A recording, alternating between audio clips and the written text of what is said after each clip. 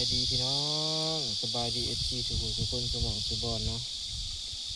ยินดีต้อนรับเข้าสู่ช่องแมวเดือนอีกครับพี่น้องวันนี้มาในสระบัวคือเก่าพี่น้องเอ้ยเอาภาพบรรยากาศงามๆพี่น้องมาให้เบิ่งอีกแล้วเนาะตอนนี้น้ำพุกำลังพุ่งพี่น้องเอ้ย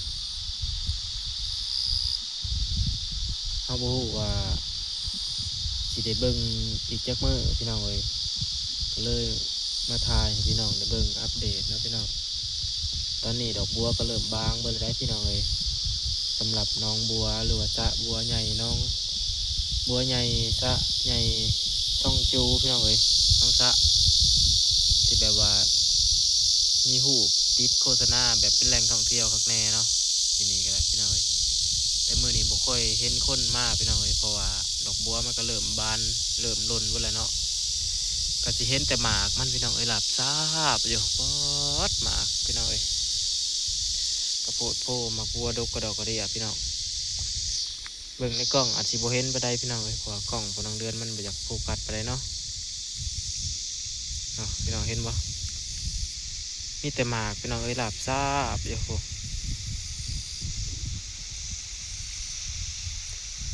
คนเกาหลีเขาเจ้าบ่ฮู้กินพี่น้องเอ้ยมื้อหน้าเพิ่นย่างมาเห็นซุมพลของเดือนยืนอันพากันเด็ดกินเนาะเพิ่นขอซิมพี่น้องเอ้ยคนเกาหลี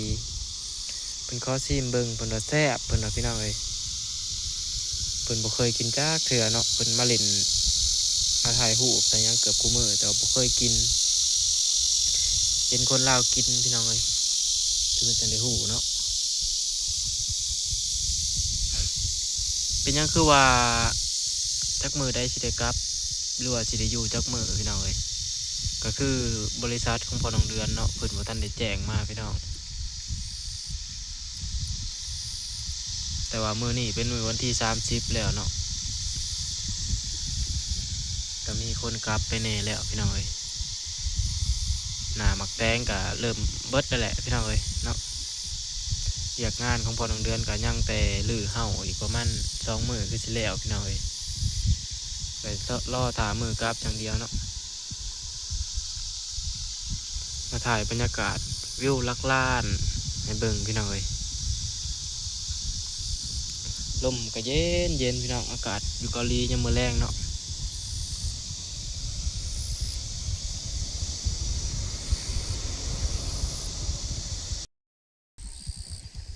สบายดีสบายดีอีกคืนหนึ่งพี่น้องเอ้ย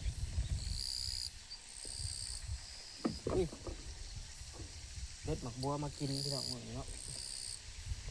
มาคนเดียวพี่น้องเอ้ยนั่งเล่นคนเดียวพี่น้องถามว่าเขาเจ้าห่วงบ่เขาเจ้าบ่ห่วงดอกพี่น้องเอ้ยหมักบัวนี่เนาะเขาเจ้ามีแต่ดอกมันเขาเจ้าบ่อยากให้เด็ดปานใดถามว่าห่วงบ่ก็บ่ได้ห่วงบ่ได้ดอกพี่น้องเอ้ยเพราะว่าเห็นคนเกาหลีเขาเจ้ามาเขาเจ้าเห็นมันงามเขาเจ้าก็เด็ดอยู่เนาะส่วนมากมันนี่เขาแห่งบ่ห่วงพี่น้องเอ้ยเพราะว่ามันหล่นถิ่นซื่อเนาะ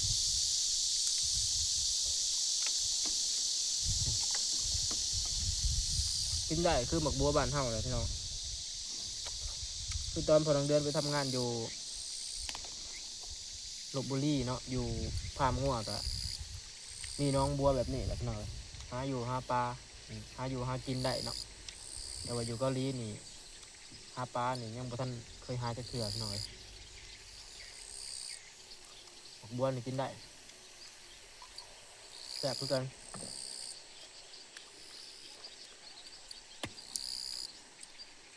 สะเอื่อยบ่ได้มาเนาะมื้อ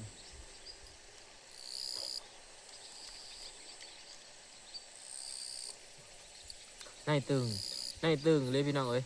มีแต่หน่วยในเต็มเลย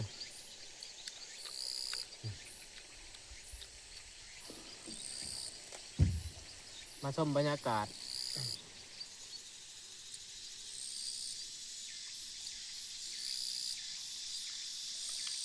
ก่อนจะได้กลับบ้านคิวต่อไปก็ได้สิเป็นคิวของพอน้องเดือนแหละพี่น้องเอ้ยสิได้เมื่อบ้านเนาะในระยะหาเดือนพี่น้องเอ้ยมาเกาหลีครั้งนี้เทียบแต่ปีกายนี่ปีนี้ก็ได้ลื่นปีกายนี่เดือนหนึ่งเนาะ แม่นต่อเฒ่าแก่เพิ่นบอกคนของเดือนพี่น้องเอ้ยให้มาอีกเพิ่นว่าปีหน้าเนาะเพิ่นอยากได้อีกคือเก่าเนาะ2คนเฮ็ดงานอยู่นํเพิ่นเพราะว่าเป็นเวียกเป็นงานแหละเนาะพี่น้องเพิ่นก็ผ่านซ้อนคนใหม่บ่หรือจังใดหรือว่าเฮาเฮ็ดงานโอเคเฮ็ดงานดีให้เพิ่นบ่หรือจังใดก็บ่ฮู้เนาะพี่น้องเพิ่นอยากได้อีกพี่น้องเอ้ยบอกพอนางเดือนว่าให้มาอีกเด้อปีหน้าเว้า2-3เทื่อแล้วพี่น้องเว้า2-3เทื่อตั้งแต่เริ่มสิ้นเดือนหามานี่เนาะเพิ่นเว้าบอกเลยๆเนาะว่าปีหน้านะให้มาอีกประมาณเดือน2เพิ่นว่าพี่น้องมาอีกก็ถามว่าสิได้อยู่เฮิงบ่สิได้7 เดือน8 เดือนบ่ก็บ่คือเก่าพี่น้องเอ้ยพอนางเดือนละท่อนำตัวนี้แหละถามเพิ่นว่าสิได้อยู่จักเดือนคันมาปีหน้า6 เดือนเพิ่นว่าพี่น้องเอ้ยเพิ่มขึ้นปีละเดือนแต่ก็บอกเพิ่นว่ามาพี่น้องเอ้ยแต่ว่าเมื่อฮอดบ้านฮอดช่องเฮาแล้วเฮาจังมาหรือบ่มาก็จังว่าอีกเทื่อนึงพี่น้องมาปีใดก็ได้เทื่อละ4 เดือน5 เดือนนี่มันก็บ่อยากไวเนาะพี่น้องเนาะเพื่อสิได้มาเทื่อนึงบ่แม่นของง่าย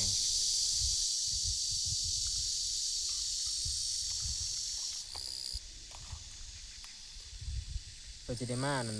ถ้าอยู่บ้านนั่น4 เดือน 5 เดือนถ้ามาฮอดแล้วก็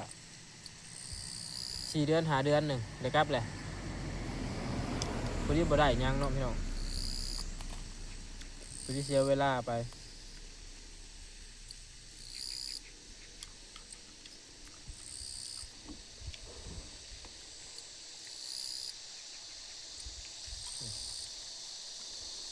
มื้อนี้เงียบพี่น้องเอ้ยบ่มีคนมื้อที่คนสิมาย่างแถวอันสะพานนี่หลายมีทั้งคนเวียดคนอันอินเดียเนาะบางมื้อก็ล่ะคนเวียดนามเห็นเขาเจ้ามาเรื่อยๆอยู่เวียดนามซั่น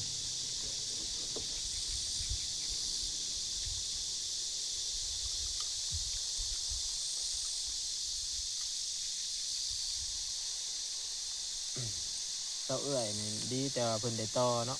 มันก็ได้อยู่6 เดือนพี่น้องเอ้ย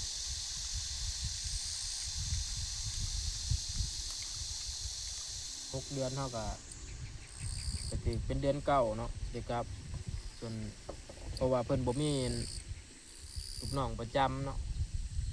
คือเฒ่าแก่ของพ่อน้องเดือนนี่เพิ่นมีลูกน้องประจำคนไทยเนาะคู่ผัวเมียคู่หนึงพี่น้องแต่ว่าเวียกบ่หลายเนาะเล็กๆน้อยๆเพิ่นก็ให้คนไทยเฮ็ดแล้วก็มันก็บ่มีเวียกแน่แหละช่วงที่เขาเจ้าพักผ่อนหน่อยซั่นซะพี่น้องเอ้ยนี่ก็เฮ็ดอีกจัก2 เช้าเนาะงานอีกจัก2 เช้าก็สิได้กลับแล้วสินอนพักถามื้อกลับพี่น้องเอ้ยพอมื้อนี้ก็วันที่30แล้วเนาะอีกมื้อ1 2มื้อมันก็สิเป็นเดือน8ล่ะคาดว่าสิบ่เกินในวันที่10พี่น้องเอ้ยบ่เกินวันที่10เนาะยังประมาณ10 มื้อพี่น้อง10 มื้อ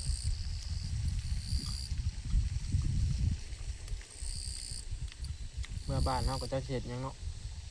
เมื่อหาอยู่หากินถ่ายคลิปให้พี่น้องเบิ่งคือเก่าเนาะแล้วก็ติดตามรับชมช่องพ่อน้องเดือนนี่เด้อพี่น้องเป็นกำลังใจให้เนาะหาอยู่หากินเฮ็ดคลิปแล้วบัดนี้พี่น้องเอ้ยถามแม่น้องเดือนเนาะแม่น้องเดือนประมาณเดือน11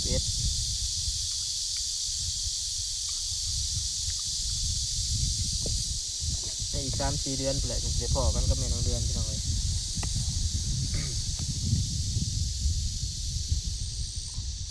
ถามว่าไปหากันได้บ่อยู่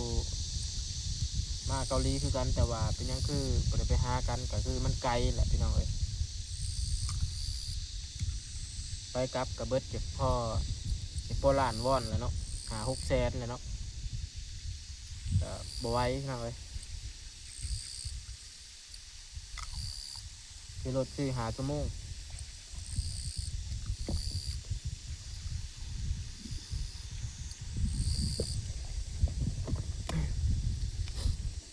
กดเอาสะก่อนเนาะ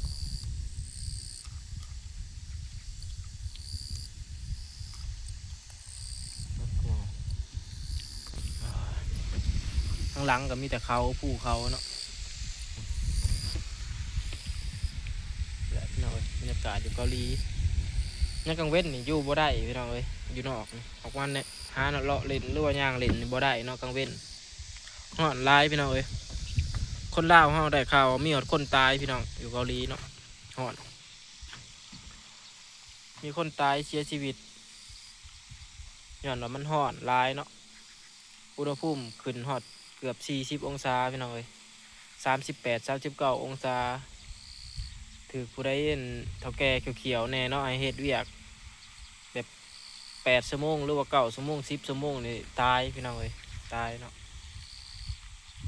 มันถือเฒ่าแก่แบบว่าใจดีแน่เพิ่นก็ผ่อนผันให้เนาะหลังจากลงมันบ่ายโมงเพิ่นก็สิพัดให้เป็นลง2โมง3โมงอันนี้ก็สิดีไปเนาะแต่ผู้ใดเอาตามเวลานี่ก็โอ้พี่น้องเอ้ยบ่อยากสิพรรณนาเลยพี่น้องเนาะคลิปนี้ก็สิได้ลาเพียงเท่านี้พี่น้องเอ้ย